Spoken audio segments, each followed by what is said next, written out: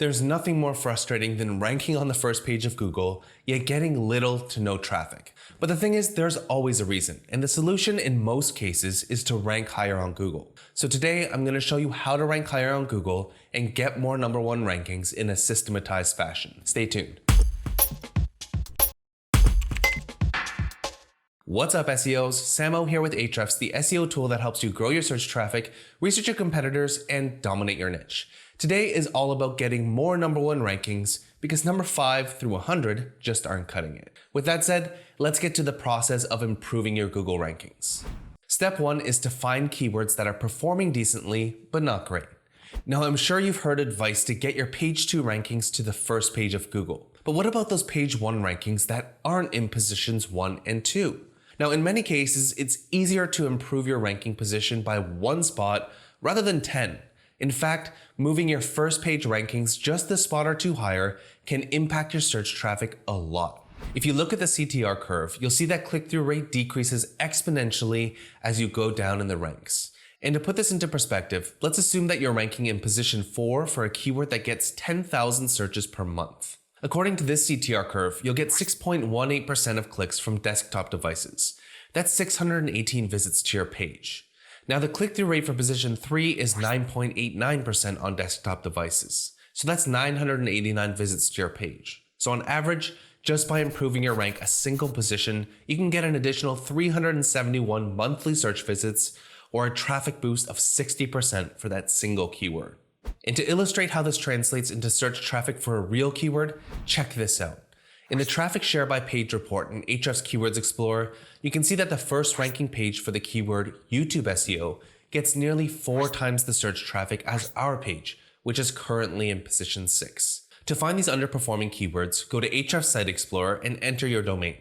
I'll be analyzing our blog keyword rankings. Next, go to the organic keywords report to see all of the keywords your website ranks for.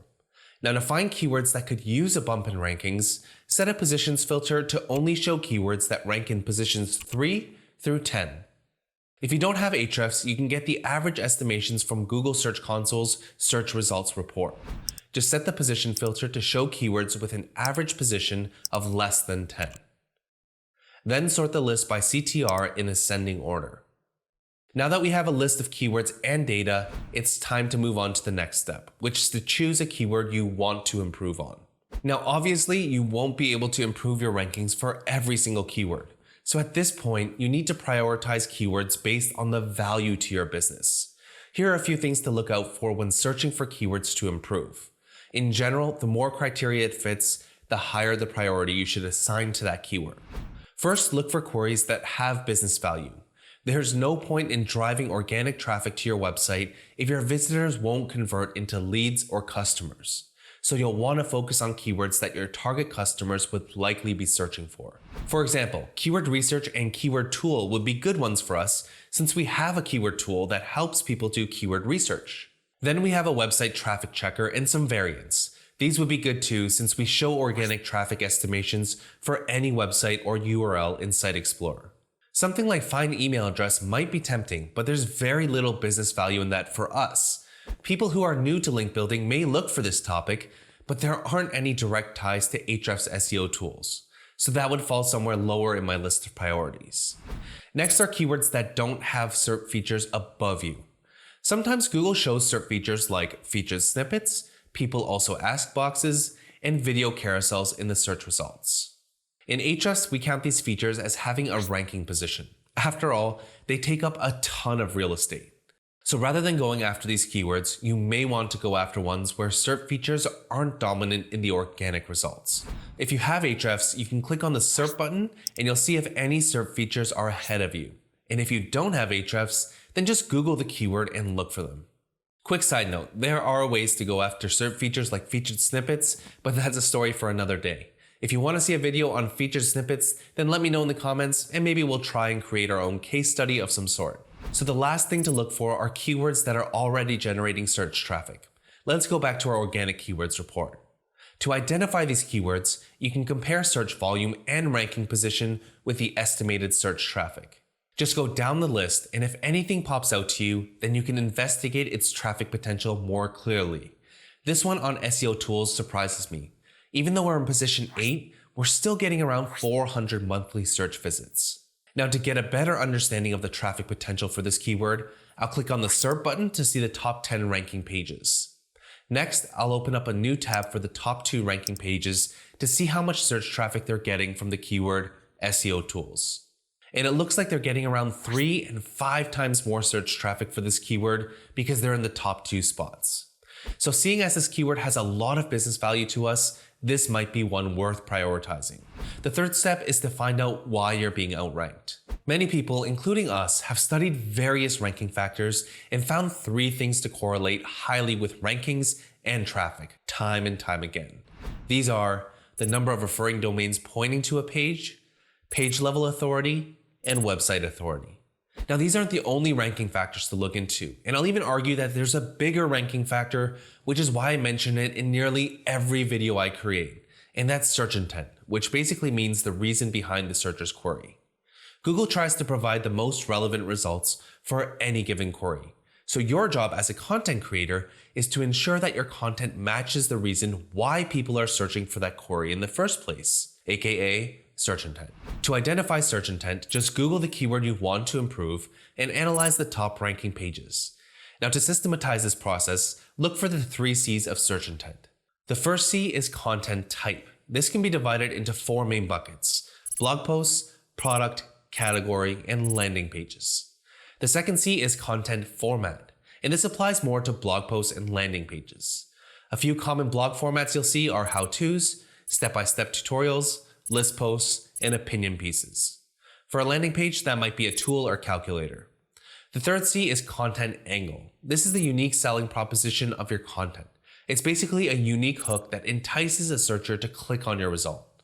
For example, if you search for link building in Google, you'll see that the content type of pages are blog posts. The content format are guides, and the majority of the content angles are taking a for beginners approach by educating searchers on what link building is. Now, if you don't think search intent is as powerful as I'm claiming, let me show you proof with a couple of real examples.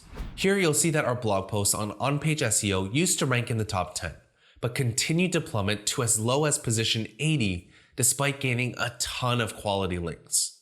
Well, this post used to be a data study. Now, after assessing search intent, we saw that the majority of top pages were guides. So we updated our page to an actionable guide and jumped from position 40 to 6 in a matter of days. And the same thing happened for our landing page targeting the query backlink checker. We originally had a landing page showing the features of our backlink checking tools. But after looking at the search results for this keyword, you'll see that all of the top ranking pages are free tools. So we created our own free backlink checker and we jumped from position 7 to 2 in 1 week, and now rank number 1 on Google. The moral of the story is to always check if you're matching search intent to the best of your ability before analyzing other factors, which we'll get into now. After checking search intent, the next thing you should look at are the number of referring domains pointing at the top pages. Looking at some of our underperforming keyword rankings, you'll see we rank in position 6 for the keyword YouTube SEO. So I'll click on the SERP button to see the SEO metrics for the top pages. Now, if you look at the referring domains column, you'll see that it's quite clear that we just haven't gotten enough links to the page. To me, it's pretty clear some link building needs to be done. Another culprit of lower rankings could be page level authority. Google's ranking algorithm is built on something called PageRank, which basically measures the backlink authority of web pages. And Google confirmed that PageRank still plays a role in their ranking algorithm despite the fact that they discontinued public PageRank in 2016. But we have a similar metric in Ahrefs called URL rating, which represents the overall strength of a page's backlink profile. Much like PageRank, URL rating takes into account both the quantity and quality of backlinks and internal links to the page. And we found a clear positive correlation between UR and search traffic, meaning in general, pages with a higher UR rank better and get more organic traffic.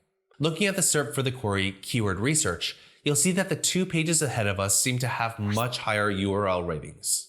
The next thing to analyze is website authority. There are mixed feelings about website authority as a ranking factor in the SEO community. And a tweet here suggests that Google doesn't use website authority. Yet in an interview with John Mueller, a webmaster trends analyst at Google, they do look at some metrics that map to similar things. So what's the verdict? At Ahrefs, we have our own proprietary metric called domain rating, which represents the overall strength of a website's backlink profile. And we found a small correlation between a website's domain rating and the number of keywords it ranks for. Overall, I think that SEOs would agree that Google seems to favor websites with high authority, and it's pretty clear for a lot of popular keywords. For example, looking at the top 10 results for how to lose weight, you'll see that all of the ranking websites are from high DR and reputable websites. And for a query like designer dresses, you'll see that the top 10 results all come from reputable stores and they all happen to have high domain ratings too.